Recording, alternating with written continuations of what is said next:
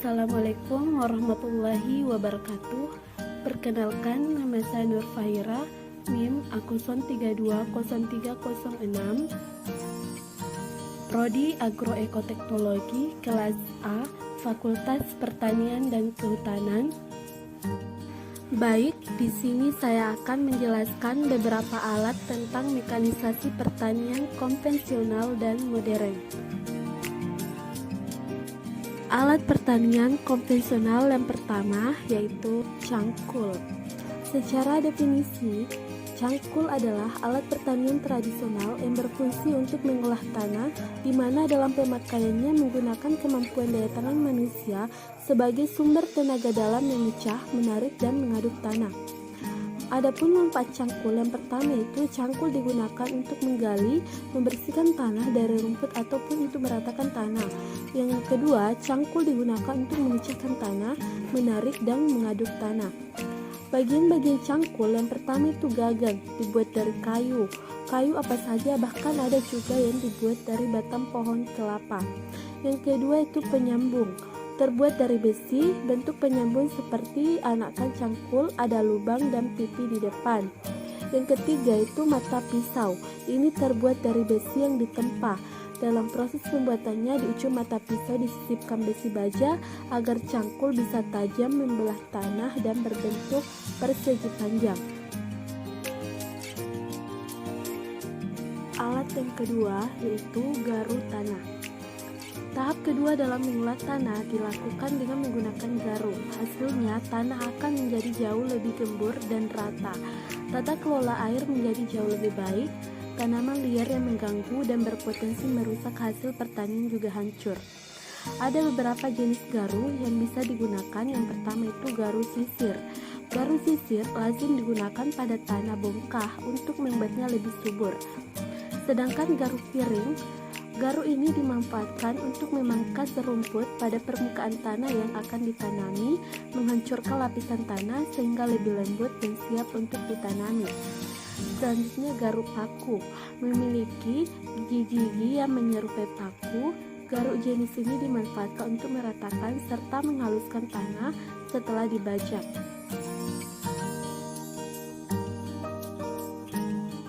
Alat yang ketiga yaitu arit atau sabit. Arit atau sabit adalah alat pertanian berupa pisau melengkung menyerupai bulan sabit. Cara kerja alat ini sangat sederhana. Anda cukup menebas tanaman di bagian bawahnya dengan satu kali ayunan. Apabila Anda memegang arit dengan tangan kanan, maka tangan kiri digunakan untuk memegang bagian atas tanaman yang ditebas.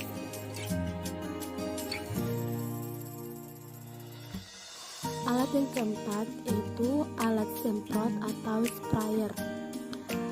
Sprayer adalah alat yang berfungsi untuk memecah suspens atau larutan agar menjadi butiran cair. Cara memakai alat ini yaitu dengan cara diletakkan di punggung layaknya membawa tas ransel. Cairan di dalam penampung larutan tersebut bisa keluar berkat pompa yang dijalankan oleh tangan dengan gerakan naik turun.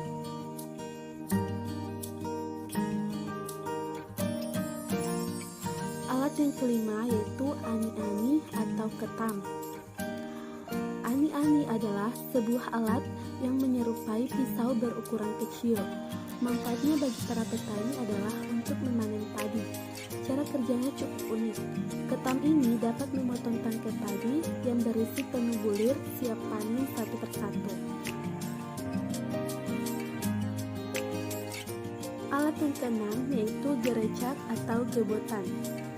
Meski sudah banyak ditinggalkan, namun metode merontokkan bulir padi menggunakan gerecak atau gebotan tetap layak untuk kita dipelajari. Ada beberapa komponen yang membuat gebotan ini dapat difungsikan. Yang pertama itu rak peluru bulir padi yang terbuat dari kayu atau bambu setinggi 4 kaki yang diletakkan di tanah. Meja rak juga untuk meluruhkan bulir padi. Material pembuatnya yaitu dengan bambu yang dibelah dengan jarak kurang lebih sekitar 1-2 cm. Di bagian samping dan belakang umumnya ditutup menggunakan plastik, tikar, terpal, atau alat lainnya yang ada di sekitar tempat merontokkan bulir padi. sedangkan untuk bagian depannya tetap dibiarkan terbuka.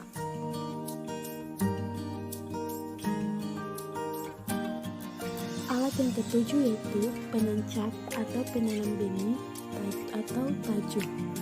Alat ini digunakan untuk proses penanaman benih dengan mudah. Tetapi kamu harus pandai untuk mengelola irama putaran tangan dan kaki supaya bisa bekerja secara bersama-sama atau serentak.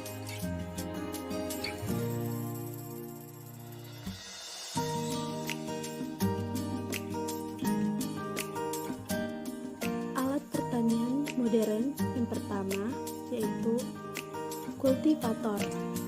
Kultivator merupakan alat yang bekerja untuk membajak lahan sawah atau untuk mempersiapkan tanah sekunder supaya dapat hancur dan halus dengan cara dibajak. Penggunaan alat ini digunakan dengan menggunakan bagian gerigi yang menancap di tanah. Dengan adanya mesin penggerak akan membuat tanah otomatis berjalan atau terangkat kemudian terpecah. Alat yang kedua yaitu rotavator. Alat pertanian modern rotavator merupakan alat yang dipakai untuk mengolah pertama dan kedua. Untuk proses pengolahan tanah yang pertama bermanfaat untuk memotong ataupun mencacah serta membolak-balikan tanah. Sedangkan untuk pengolahan kedua dipakai untuk merapikan tanah ataupun menghilangkan atau membersihkan tanaman pengganggu atau gulma dan memperbaiki pengelola tata air. Alat yang ketiga yaitu traktor. Traktor adalah mesin pengolah tanah dengan menggunakan tenaga penggerak motor bakar yang pada umumnya motor diesel. Traktor digunakan untuk menarik peralatan pengolahan tanah seperti bajak kiring, garuk kiring, dan lain-lain. Alat yang keempat yaitu mesin penanam padi. Menanam padi menjadi proses yang cukup memakan waktu dan juga tenaga. Dengan penemuan alat penanam padi modern, petani tak perlu lagi menanam bibit secara manual. Namun, alat ini belum sepenuhnya dapat difungsikan untuk seluruh jenis palawija ataupun tanaman hasil pertanian. Mesin penanam modern yang telah beredar di pasaran sejauh ini adalah yang dapat digunakan untuk menanam jagung, padi, dan kentang. Alat yang kelima yaitu pudeler. Pudeler atau gelebek merupakan alat modern yang berguna untuk menghancurkan bongkahan tanah yang biasanya menggumpal-gumpal. Tetapi jika keadaan tanahnya kering, maka lebih baik digunakan luku terlebih dahulu supaya mendapatkan hasil yang lebih baik. Alat yang keenam yaitu bajak singkal atau luku. Bajak singkal merupakan alat yang dipakai untuk membajak lahan sawah. Bajak ini dibedakan menjadi dua, yakni bajak singkal satu arah dan bajak singkal dua arah. Alat ini dipakai untuk memudahkan petani dalam membajak lahan sawah yang sangat luas dan berada di negara Indonesia.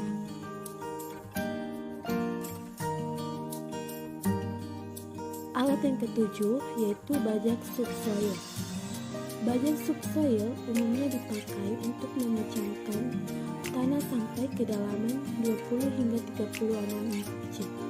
Untuk parit terhadap lahan tanam yang siap untuk dijadikan saluran air, menggunakan bajak subsoil dapat mengolah tanah dengan memecahkan tanah.